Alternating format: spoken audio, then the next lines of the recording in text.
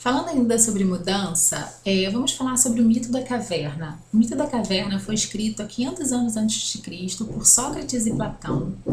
Platão era um filósofo matemático que vivera na Grécia. O mito da caverna fala sobre prisioneiros que moravam dentro de uma caverna há muitos anos. Eles viviam ali acorrentados, de costas para a entrada da caverna. Dessa forma, tudo que eles tinham de imagem do mundo era aquilo que era projetado na parede ao fundo da caverna. Da mesma forma, também de som que eram ecoados nessa parede. E aquelas imagens faziam a realidade daqueles prisioneiros. Sendo que um certo dia, um dos prisioneiros conseguiu se libertar. E ele foi com muita dificuldade, conseguiu chegar até a saída da caverna. Chegando lá, ele se deparou com a realidade, com o sol, com a água, com as pessoas, com os animais. E ele percebeu que era totalmente diferente de tudo aquilo que eles acreditavam. E ele voltou para contar para os outros prisioneiros que acabaram se tornando colegas de cela e como é que era o mundo lá fora. E os outros prisioneiros achavam que ele estava ficando louco, porque aquilo não concatenava com o que eles tinham de imagem, enfim. E Sócrates e Platão escreveu esse livro, na verdade é um mito que está escrito no livro A República, para falar como que as imagens distorcem a realidade, né? Como que nós temos interferências sociais e culturais e como isso molda a nossa visão de mundo, de possibilidades, inclusive. E por isso muitas vezes a gente apresenta tanta resistência à mudança, porque a gente às vezes não consegue vislumbrar novas possibilidades, novas oportunidades. E para solucionar isso, realmente seria essa quebra de paradigma, né? Sair da caverna, conhecer o mundo e ver as diversas possibilidades que tem além daquela realidade na qual você tem experimentado até aqui. Sobrevive. Falando ainda sobre gestão da mudança na carreira, a gente pode citar Darwin, que foi um naturalista britânico que nasceu em 1804, se eu não me engano, e ele foi ser reconhecido na área científica por explicar de que forma acontecia a evolução das espécies através da seleção natural.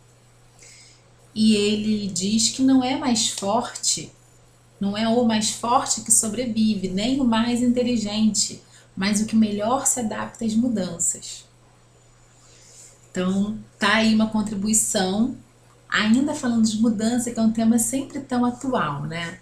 E para ficar ainda mais atual, eu trouxe aqui também mais uma referência que aí é brasileiro e é também bem recente. Ele faleceu, na verdade, em 2014, é um escritor, psicanalista, educador, teólogo, Rubens Alves.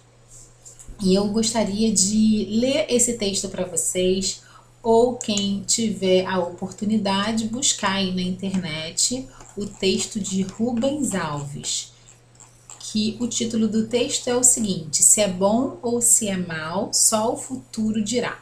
Se é bom ou se é mal, pinto, o título do texto. Então vamos lá. Lendo agora o texto. Quero contar para vocês a história que mais tenho contado. Não aconteceu nunca, acontece sempre. Um homem muito rico, ao morrer, deixou suas terras para os seus filhos. Todos eles receberam terras férteis e belas, com exceção do mais novo, para quem sobrou um charco inútil para a agricultura. Seus amigos se entristeceram com isso e o visitaram, lamentando a injustiça que lhe havia sido feita. Mas ele só lhe disse uma coisa: se é bom ou se é mal, só o futuro dirá. No ano seguinte, uma seca terrível se abateu sobre o país, e as terras dos seus irmãos foram devastadas. As fontes secaram, os pastos ficaram esturricados, o gado morreu. Mas o charco do irmão mais novo se transformou num oásis fértil e belo. Ele ficou rico e comprou um lindo cavalo branco por um preço altíssimo. Seus amigos organizaram uma festa porque coisa tão maravilhosa lhe tinha acontecido. Mas ele mas dele só ouviram uma coisa: se é bom ou se é mal, só o futuro dirá. No dia seguinte, seu cavalo de raça fugiu e foi grande a tristeza. Seus amigos vieram lamentar o acontecido, mas o que o homem lhes disse foi: se é bom ou se é mal, só o futuro dirá. Passados 7 dias, o cavalo voltou trazendo consigo 10 lindos cavalos selvagens. Vieram os amigos para celebrar esta nova riqueza, mas o que ouviram foram as palavras de sempre: se é bom ou se é mal, só o futuro dirá.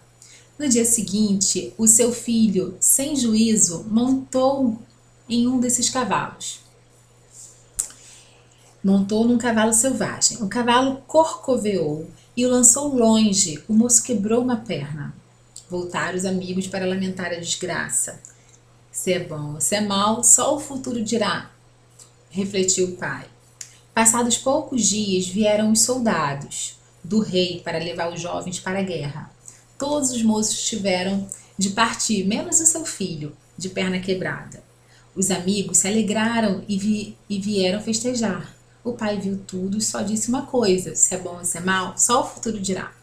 Assim termina a história sem um fim, com reticências. Ela poderá ser continuada indefinidamente. E ao contá-la, é como se contasse a história de minha vida.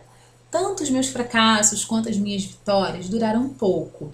Não há nenhuma vitória profissional ou amorosa que garanta que a vida finalmente se arranjou, e nenhuma derrota que seja uma condenação final.